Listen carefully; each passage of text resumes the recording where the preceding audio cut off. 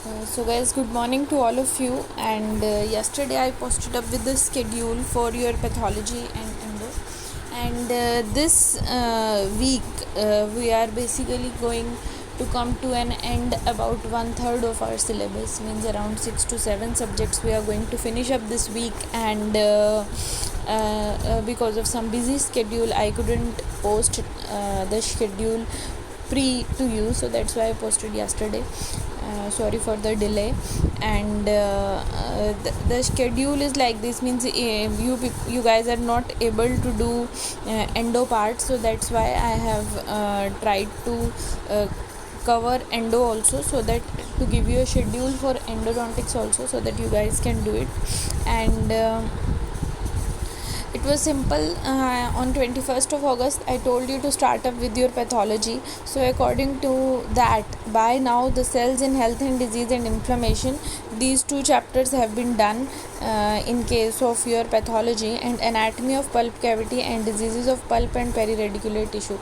So now it's 23rd, so I expect all of you that you have given all this along with your tests. And since yesterday and day before yesterday you had enough of the time after giving the exam, so the people who are left with any of these 4 topics should try to finish them as soon as possible.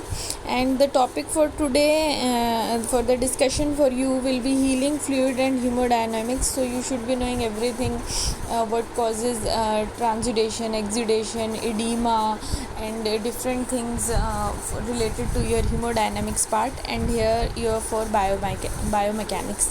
So the topic that is scheduled for today are these 2 topics, and just finish them with up. And next is 24th, you will be dealing with growth disorder and neoplasia, and bleaching and endodontic surgery. Two topics have been covered for tomorrow for endo. And then diseases of blood and lymph nodes from your pathology, and trauma and miscellaneous from your endo part. And on 26th we will be covering systemic pathology miscellaneous. So this topic will be covered. And in case of endo, your synopsis will be covered. So this way both the subjects will be covered. Since it is being done first time, your pathology, so I would recommend you to give 70 to 80% of the day towards doing pathology, and rest 10-20% towards doing endo, because endo has already been done in the group, and even you have also done it previously. So this is how you should be moving. And people who have there some back loops, they have some things left with the dental anatomy, something left with the dental histology, perio, your biochemistry, your physiology. So just try to finish up with those pending loops also in this week. So we will be coming to an end of our this month. And there will be a test on endodontics on 27th. I'll be posting it in the group. Those people who have done with the endo, they'll be giving the test on this day, and those who have already given the test of endo, they can just continue, keep on moving ahead, keep on doing the subjects. And test on pathology will be given on your 28th. And 29th and 30th there will be 2 revision days, where you will be revising all the 6 subjects in your 2 days. That will be the time when you will come to know how to manage 6 subjects in 2 days. Means 3 subjects in a single day, means 4 hours to a single subject. These days will determine how you are going to determine your last 15 days, because 21 subjects covering in 15 days or 1 week in the last, this much speed will be required. If you are able to do it now in 2 days, you will be able to do in December on the last 1 week. Suppose the exam is on 12th, so last 1 week will be for your around 3rd to 10th. So if you are able to cover 3 subjects in a day now, you will be able to cover then also. And if you are able to cover them now, you at that point of time you will be at your better version, so you will be able to do the things in a more better way. So try to finish up with these subjects in these 2 days. And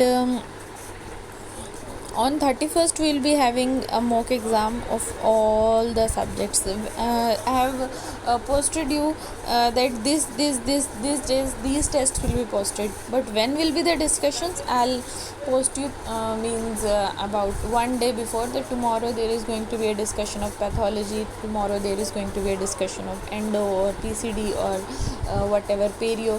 So a day before I'll be telling you according to my schedule, but when I'll be giving a test, I have posted you that these days tests will be given to you. You just sit down, you attempt, you look for the answer key, and discussion part will be told to you previously.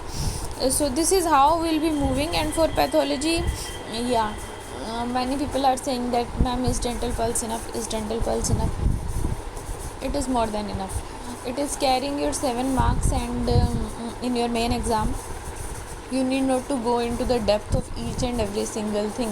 If you are going to make the simple questions wrong, there is no need of going too wide to an extent that is you are making simple questions wrong.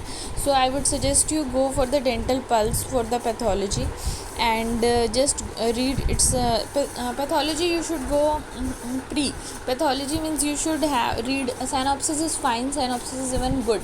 So you should read first of all the synopsis of pathology and then perform the chapters. You will be able to perform them in a faster way.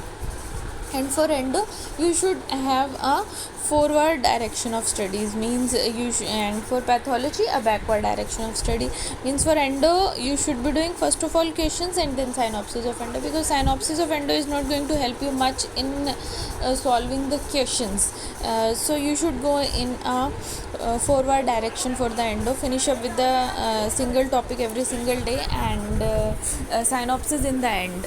So this is the strategy for your pathology and endo.